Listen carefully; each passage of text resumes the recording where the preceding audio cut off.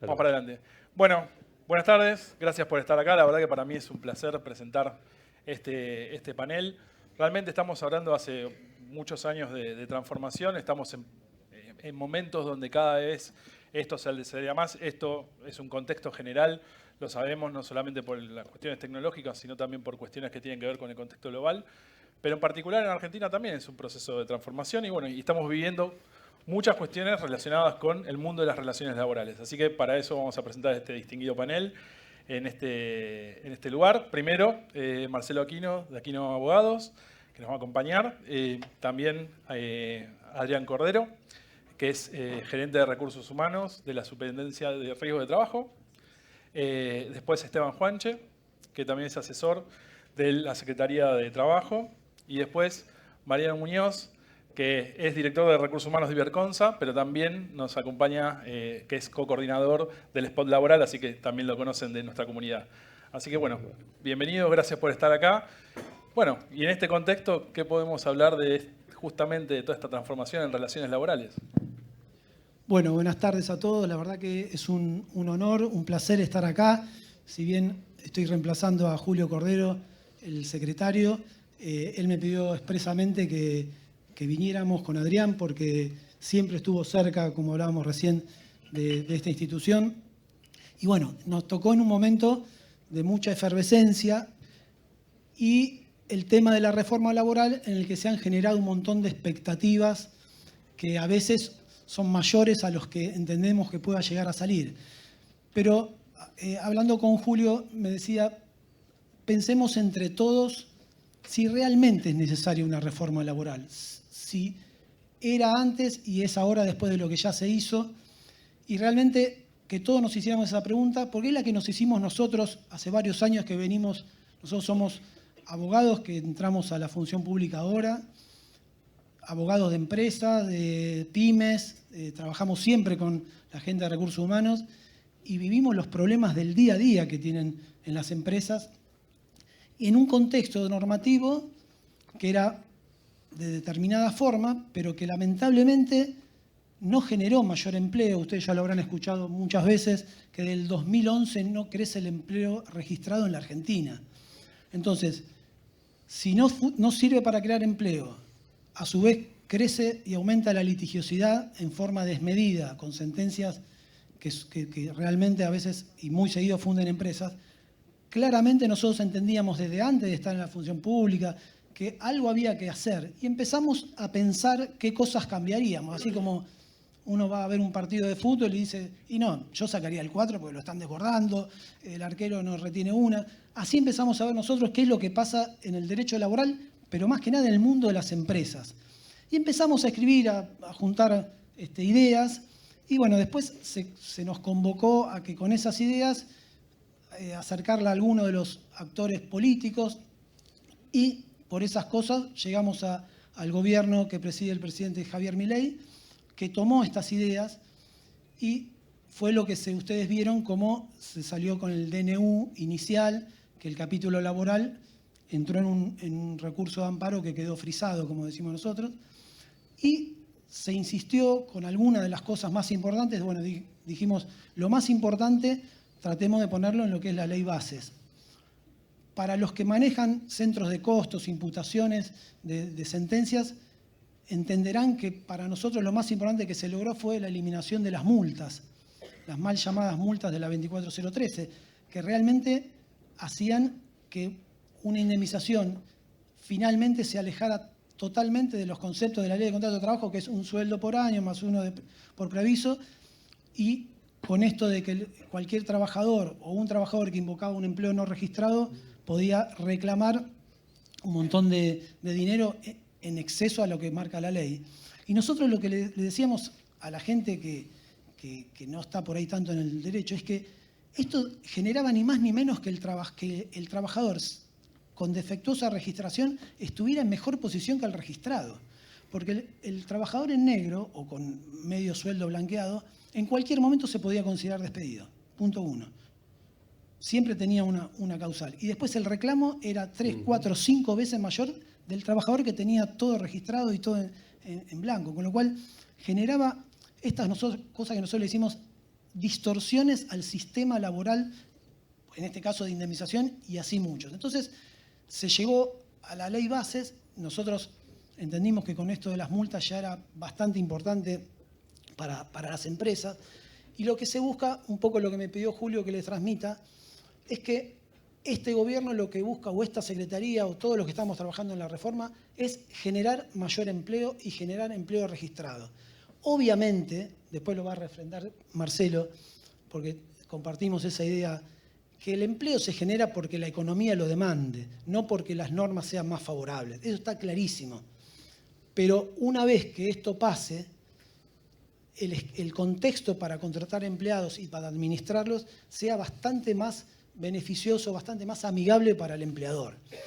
Todo lo que se está buscando en la reforma es generar más empleo. No se conculcan derechos. La mayoría de los institutos que se están reforzando o creando se hacen a través del convenio colectivo. Entonces, como hay muchos cucos, ustedes lo escucharán, no, así que ahora van a trabajar 17 horas, así que se pierden las vacaciones. Bueno, todo eso sáquenselo de la cabeza. Realmente nosotros lamentamos no poder venir a explicar un documento que ya esté firme, ya esté consensuado, pero realmente hace varios meses venimos trabajando en lo que ustedes habrán escuchado, el Consejo de Mayo, en el que por primera vez, por lo menos no soy joven, así que puedo abarcar bastantes años, de lo que yo vi, nunca se convocó a todos los sectores involucrados a tratar una reforma. El Consejo de Mayo, en el que participo todos los martes, convoca a sindicatos, a cámaras, a la UIA, y bueno, obviamente algunos sindicatos participan y otros no, pero nunca hubo un espacio en donde se los invitara y cada uno viene con sus propuestas. De hecho, incluso por fuera del Consejo de Mayo nos llegan propuestas, por ejemplo, las empresas de servicios eventuales, el otro día nos acercaron unos artículos que ellos sugieren modificar y se van analizando. Y lamentablemente en este momento estamos en un proceso de juntar propuestas, analizarlas, algunas las vamos dejando, pero eso va a pasar a otra estructura del gobierno en donde se va a analizar si puede pasar todo eso o no. Entonces, no tenemos nada concreto, pero lo que yo quiero, por pedido de Julio Cordero, es reafirmarle esto, que es un sistema de modernización laboral en donde todos los sectores, todos, pudieron o están pudiendo opinar y sugerir. Les vuelvo a decir, esto no pasó nunca en el país. Y lo que le pedimos a los empresarios muchas veces es que se comprometan, porque muchas veces, vamos a ser sinceros, el empresariado se queja, pero cuando tiene que meterse en la cancha y embarrarse los botines, le cuesta. Entonces, estamos en ese proceso, pero el concepto básico es que esto es para generar empleo, no se van a violentar o a conculcar derechos, todo se hace a través de buscar el consenso y los institutos más importantes, como el que ustedes ya, por ejemplo, habrán escuchado del Fondo de Cese, se establece a través de convenio colectivo. No hay nada que va a ser unilateral, no se imaginen que se van a eliminar las indemnizaciones, que le van a poder pegar palizas a los empleados. No es el espíritu de esta reforma. Entonces, dicho esto, los dejo con los colegas por ahí para que puedan comentarles algunas de las cosas que ya están a través de la ley bases, como por ejemplo la extensión del periodo de prueba, por darles un ejemplo, y otras que se puedan ir charlando de que estamos trabajando sin saber todavía cuál va a ser el texto definitivo que va a salir. Bueno, gracias. Sí. Yo creo que hay un rescate necesario de lo que vos planteás y de alguna manera el mensaje que nos da el gobierno, que es un mensaje de diálogo, de concertación, ¿sí? Que a veces era una palabra que podía empezar a sonar extraña en alguno de estos tiempos, ¿sí? Y que fue objeto de alguna crítica. Y la realidad es que esto que ustedes están planteando está pasando. En los distintos sectores de actividad están llegando las propuestas, los pedidos de iniciativas concretas para ser analizados dentro de un marco de reforma, considerando la reforma que, por su peso, es parte de... Digo, ¿dónde atamos la relación de la reforma laboral que tiene, digamos, una importancia intrínseca digo, es la posibilidad de que sea una tecnología que modifique conducta, tanto para las organizaciones en su dinámica con sus colaboradores y con otros sujetos colectivos con los que tienen que lidiar o convivir, mejor dicho, de consumo, o sea, todo el tiempo. Entonces digo, el mensaje de consulta, el mensaje de concertación y diálogo para mí es muy, muy importante. Y de hecho eso agregale que nosotros entendemos que las mayores reformas se tienen que dar dentro de la actividad. O sea, el convenio colectivo que rige una actividad es la que tiene las necesidades y los requerimientos. Sí. Por eso muchas de estos cambios se van a tener que hacer a través del convenio colectivo, que es donde está el germen de la actividad. A ver, en alguna actividad necesitará algún tipo de contratación más beneficiosa, algún sistema de banco de horas que no se puede aplicar a todos en general. Y realmente es lo que vos decís, se está escuchando a todos los sectores para tratar de hacer algo que les sirva a cada actividad y que las empresas que están en esa actividad tengan el camino más llano para poder generar empleo, que es lo que todos queremos. Lo veo a Marcelo ahí. No. ¿Adrián? El que quiera. Bueno, a ver, los escuchaba a ellos y coincido con Mariano, esto es una cuestión de lograr consenso, y es el modelo español. En España está el Consejo Económico y Social.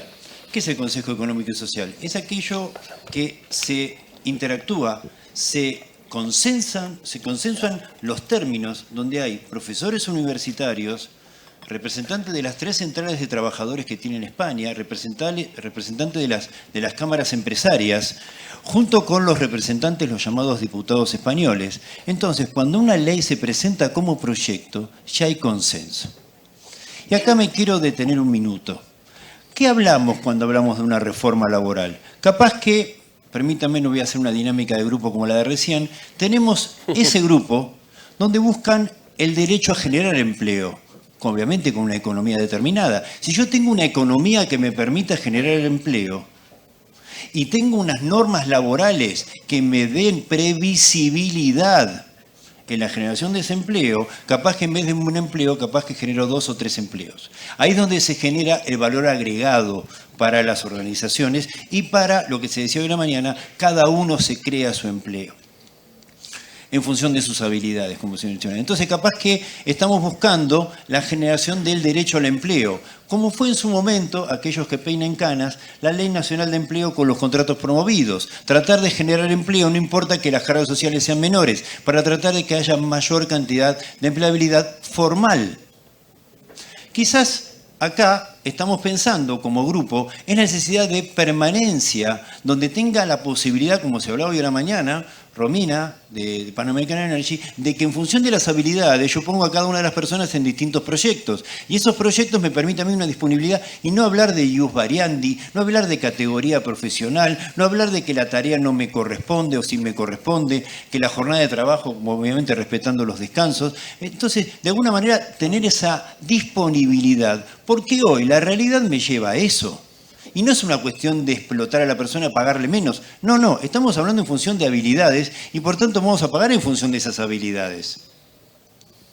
Para eso necesitamos una buena dinámica en la mesa de negociación colectiva y es necesario que los convenios sean cada vez más propios, ni siquiera de empresas, yo creo que de establecimientos, porque no todos los establecimientos de la misma empresa tienen las mismas necesidades. Y quizás el otro grupo, el problema que tenemos es el costo laboral. Y en el costo laboral lo que podemos llegar a tener es ¿cuánto me sale hoy una persona que ingresa a trabajar? Yo tengo una persona que hoy ingresa a trabajar y pensemos en un ingreso de 6 millones de pesos. Para el empleador más o menos le puede llegar a salir un 30% más. 7 millones y medio de pesos. Pero la persona no tiene un ingreso de 6 millones de pesos. Le quedará con suerte 4 millones 200, ganancias de por medio, aportes y contribuciones, y si está bajo convenio colectivo de trabajo, algún aporte solidario que surge de los viejos convenios colectivos de trabajo. En definitiva, hay un costo. Pero esa persona, el día de mañana, se va a jubilar porque se hace un aporte al sistema jubilatorio sobre 3.600.000 pesos. Por ende, esa persona hoy, a partir de la última resolución de la ANSES, a partir de noviembre, el tope máximo de jubilación es de 2.400.000 pesos. Si yo hago el número muy lineal A mí me sale 7,5 millones, la persona se lleva 4,2 millones y en definitiva va a comprar 2,600,000 pesos hoy, prefiero tenerlo en negro, le pago a él la plata completa y de esa manera que él vea cómo se va a administrar su futuro jubilatorio. Aquellos que hoy están en Mar del Plata y son jóvenes, yo les diría tomen un café de por menos porque tienen que generar su propio ahorro para lo que es su jubilación futura. ¿Ok? Perfecto. Cada uno tiene que ir previéndolo, no solamente generando sus propios ingresos, sus propias habilidades, sino también previendo lo que puede llegar a ser el día de mañana su plan de retiro cuando cada uno lo considere. Entonces, ese es un costo y tenemos que analizarlo. Y no es una cuestión de que no quiera realizarlo. Miren, un previsionalista, yo repito cosas que no lo sé, establece que hoy el sistema jubilatorio se sostiene con el 47% de aportes al sistema de seguridad social. Por ende, el 43% de los beneficiarios se están generando la posibilidad de tener su prestación con rentas generales, con impuestos nacionales. Yo no digo de pensar, porque ya que estamos acá y viernes a la tarde podemos delirar, de que eliminemos las contribuciones y que directamente todo sea renta general, ya que tenemos una presión tributaria importante, por lo menos que, digamos, a esto vamos. Capaz que, no digo que de esa manera se va a disminuir la informalidad, pero capaz que son herramientas como para pensarla, porque la contribución del empleador en este salario de 6 millones de pesos es sobre los 6 millones de pesos. No es sobre el aporte básico sobre el cual la persona va a ingresar. Ese es un costo. El otro costo es el sobreviniente. Tengo el juicio, tengo la diferencia y hoy estamos discutiendo todavía qué tasa de interés se aplica. La semana pasada salió un fallo de la Cámara Nacional de Apelaciones del Trabajo que condenó a una RT a pagar 6.200 millones de pesos por una hipoacusia unilateral y por burnout. Obviamente que va a ser recurrida, va a ir al Tribunal Superior de Justicia, en el medio hay administrados. Eso es un costo que no se puede proyectar. No sabemos qué empleado va a hacer un reclamo el día de mañana y si tiene razón o no tiene razón y cuáles son las consecuencias.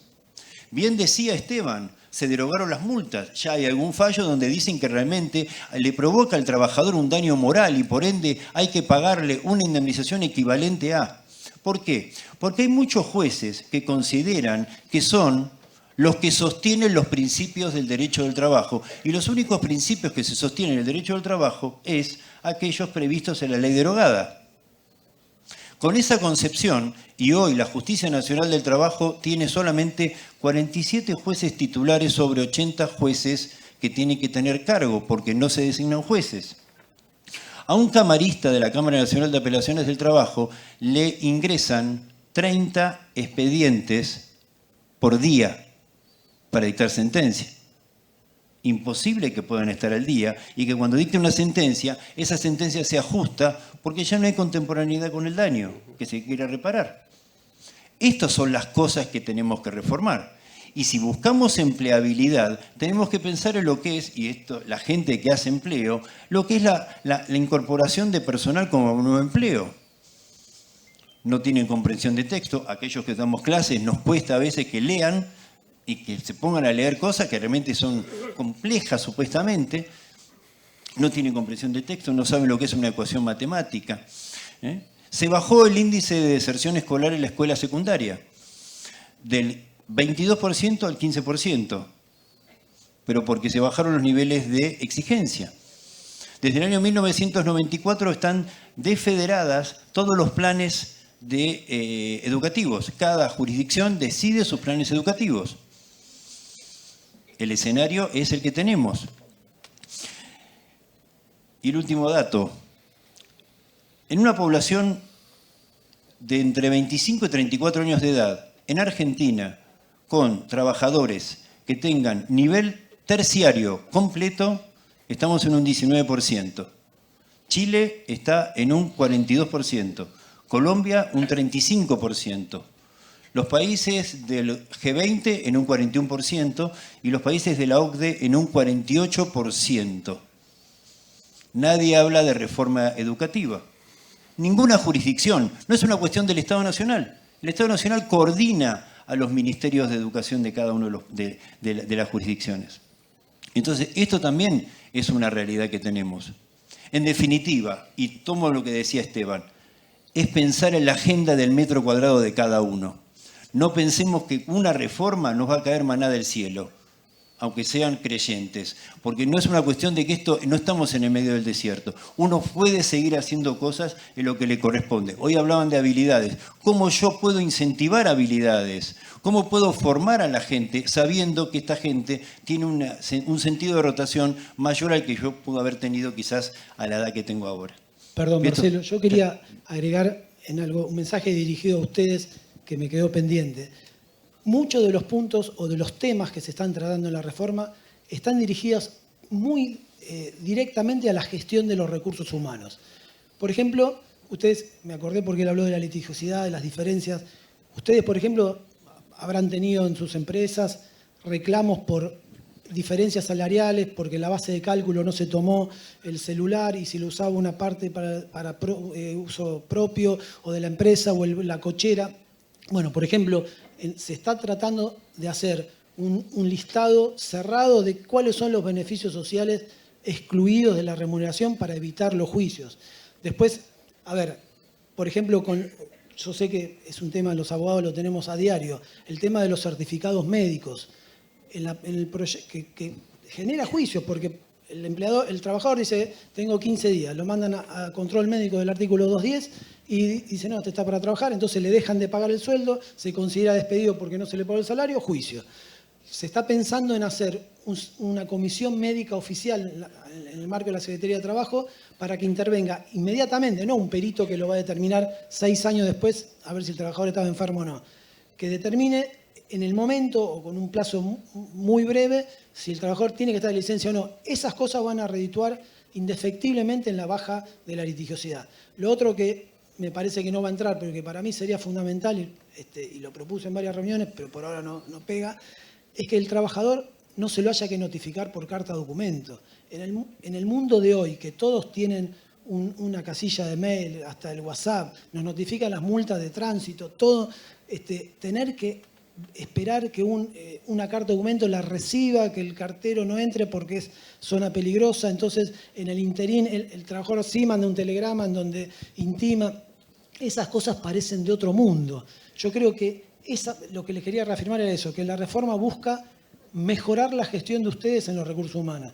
Algunas se van a poder hacer ahora, como se dice, reforma de primera generación, segunda generación, pero estamos pensando en todas esas cosas, no en sí la naturaleza jurídica de la no sé qué, no estamos pensando en esas cosas que simplifique el trabajo de ustedes y por lo tanto baje la litigiosidad y se cree más empleo. Era eso. Esteban, le pasamos. Gracias. Hola, buenas tardes. Yo venía a hacer un punteo de cada uno de los ítems que se habían mejorado en la ley bases y lo que estaba a futuro. Y me dijeron, no te metas en eso porque vas a aburrir y dormir a todos. Y después de todo el quilombo que hicieron antes que vengamos nosotros, prefiero ir a lo genérico. En base al último que estaba diciendo Marcelo, de la vinculación de lo que es la parte educativa y de capacitación con el trabajo, es algo que por ahí, que por ahora no se está trabajando en la mesa. Está como... Te quedaste sin... Hola. ¿Sí? Igual no había dicho nada importante. Y voy a seguir diciendo nada importante. No repitas la palabra quilombo.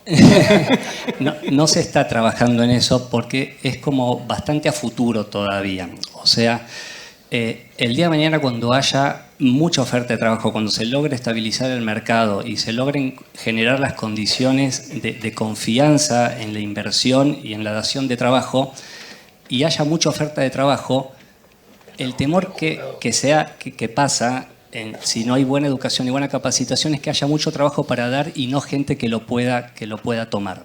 Pero estamos como bastante lejos para empezar a preocuparnos por eso ahora. De lo que se está trabajando es en lo inmediato. Son como lo había explicado Esteban antes, son en las cuestiones donde las empresas hoy tienen los problemas día a día que cuando se iban enterando que se estaba trabajando en una modernización, porque reforma en aquella oportunidad era mala palabra, cuando se estaba trabajando en la modernización, nos venían y nos hacían los planteos de qué es lo que necesitaban mejorar, además de cosas que nosotros ya sabíamos que se tenían que mejorar. En términos generales, lo que ya se hizo en la ley bases, se hizo hincapié en la separación de lo que es la relación de empleo con los profesionales independientes. A lo largo de la interpretación de los tribunales de cómo interpretaban la ley de contrato de trabajo, lamentablemente todos los institutos que estaban en el Código Civil fueron absorbidos por la relación de empleo. Hay un principio en la ley de contrato de trabajo que dice que cualquier prestación que alguien dé en beneficio de otro que tiene la facultad de dirigirlo es relación de trabajo. Eso destruyó por completo todas las locaciones de servicios, locaciones de obra, contratos de agencia. Cualquier prestación que alguien prestaría a favor de otro había destruido la naturaleza jurídica de esa relación que está en el Código Civil y la absorbió el contrato de trabajo. ¿Qué es lo que pasaba con esto? Como estaba penado el trabajo en negro y a esos los condenaban por trabajo en negro, nadie quería contratar ya ni siquiera a nadie. O sea, realmente fue destructivo esa interpretación. Entonces... Perdón, ahí lo importante es entender que en la medida que uno genere normas claras respecto a los contratistas, se va a generar más empleo, no en la empresa principal, en la contratante, sino que al eliminar los riesgos de juicio de los empleos de los contratistas y poner normas claras, se va a generar que las empresas más chicas, contratistas de las grandes, generen más empleo en forma indirecta con respecto a la empresa principal. Básicamente se busca que hacer ese tipo de normas que simplifiquen la contratación, no solo de los empleados propios de las empresas, sino de los contratistas. ¿Qué es lo que se hizo entonces? En el artículo 2 de la ley, donde se dice cuáles son aquellos supuestos donde no aplica la ley de contrato de trabajo, además del empleo público, el agrario y servicio doméstico, se agregó las locaciones de obras y servicios y de agencia y todas aquellas otras instituidas en el Código Civil. Eso es como para que quede claro, ya estaba, pero para que quede claro de que esos contratos tienen vida, son independientes y no están regidos por la ley de contrato de trabajo. Eso se sumó a un segundo artículo, que es en cuanto a la interpretación de cómo los jueces tienen que interpretar las relaciones. La ley decía que cualquier prestación que se dé en servicio de otro debe ser interpretada por los jueces como relación de empleo. Ahora se invierte la carga de la prueba y se invierte la forma de cómo los jueces tienen que interpretar las relaciones. Y se entiende que si hay una persona que trabaja como independiente, es prestador a través de una locación de obra o de un servicio y factura los servicios y está inscripto y factura los servicios como monotributista o como profesional independiente, el juez está obligado a interpretar de que la relación es independiente. Antes era la inversa. Y quien tiene que probar de que la relación es dependiente es el trabajador. Depende obviamente ahora de la colaboración de los jueces. Los jueces van a seguir haciendo un poco hasta que no se termine de eliminar una cámara de jueces que ya vienen con un ejercicio que es muy difícil, que lo hagan de otra forma. Es un cambio cultural, como bien he oído un montón de veces, es más cultural también. La parte tenés una base legislativa. La parte técnica te ayuda para que los jueces lo interpreten como la parte técnica. Pero es lo que dijo Marcelo, o sea, se sacaron las leyes, pero los jueces, no hay ley, entonces vamos por los daños y perjuicios. O sea, sí, hay que acomodarlo. Se necesita un cambio ayudado por la legislación que ya salió. Otro tema que se corrigió es las relaciones que se interpreta por empleador. Antes la ley interpretaba que el empleador era aquel que recibía el trabajo o el beneficio del trabajo, aunque quien lo tuviese registrado fuese un tercero. Entonces, si había una empresa que tenía registrado al trabajador, pero que lo daba en beneficio de otra persona, quien recibía el trabajo, el empleador era quien recibía el trabajo y no el que lo tenía registrado. ¿Qué llevaba a eso? Que los jueces condenaran como empleadores a quien recibía el beneficio por trabajo al negro, porque el trabajador no estaba registrado, porque estaba registrado en otro empleador, le daban la razón, le consideraban la injuria y el despido, le daban las indemnizaciones por despidos cuatriplicados porque era un trabajador en negro y condenaban al quien recibía el beneficio del trabajo a volver a pagar las cargas sociales que ya le había pagado otra empresa. O sea, todo esto genera una inseguridad. Nadie quiere contratar en un marco legal así. Esto no da seguridad jurídica en lo que son las contrataciones. Eso se modificó en la ley. Otra cosa que se modificó tiene que ver con el estado de licencia por embarazo. La mujer sigue teniendo el derecho,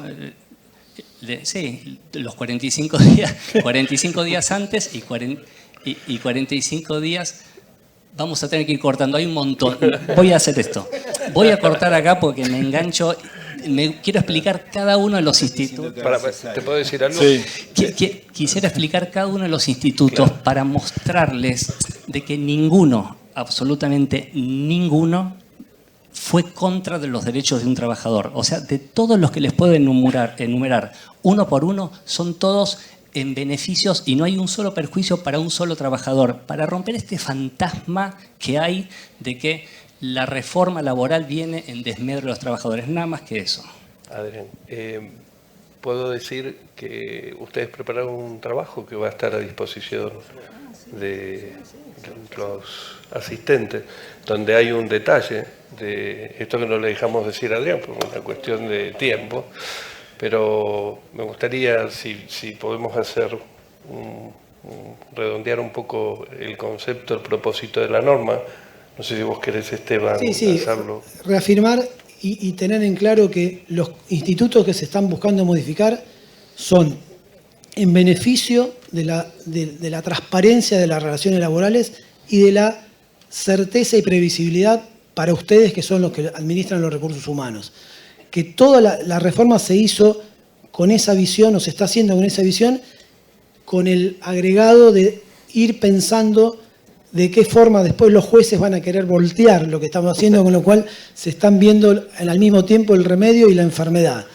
Con lo cual, no podemos tirar conceptos, bueno, porque no sabemos cómo van a quedar, pero va a haber muchos que van a simplificar no solo los costos, sino también la gestión de los recursos humanos, y en esa línea va esta reforma. No esperen que se eliminen las indemnizaciones, no esperen cosas muy violentas, pero por ejemplo, una cosa que se está debatiendo, que no sabemos si va a salir, es que las licencias por enfermedad no sean remunerativas.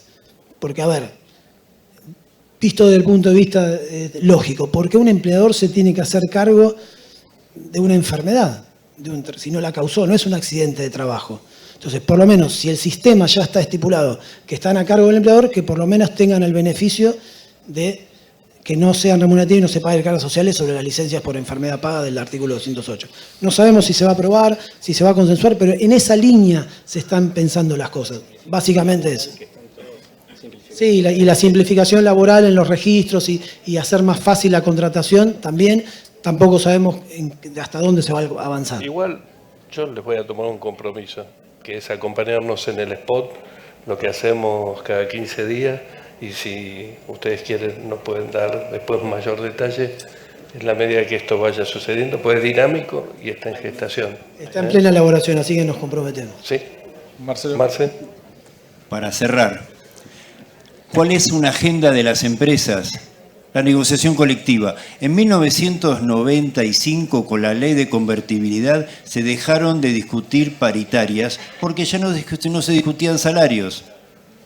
Entonces, es el momento de que las empresas tengan una agenda proactiva, porque siempre tenemos una agenda reactiva. Cuando el sindicato me llamaba para negociar, hay que tener una agenda proactiva para empezar a negociar.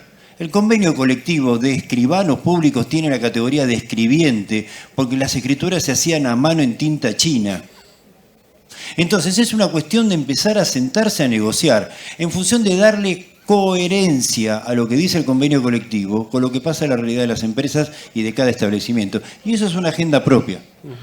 Bueno, creo que por lo menos el mensaje en general es meterse, involucrarse, acercarse a las cámaras, a los sindicatos, depende de la actividad en cada uno esté, y me parece que justamente pasa por ser protagonista, ¿no? Eso es lo que venimos hablando desde ADRA hace tiempo y es el momento de involucrarse. Así que bueno, gracias por estar, por esta participación y un aplauso, por favor. Muchísimas gracias. Gracias.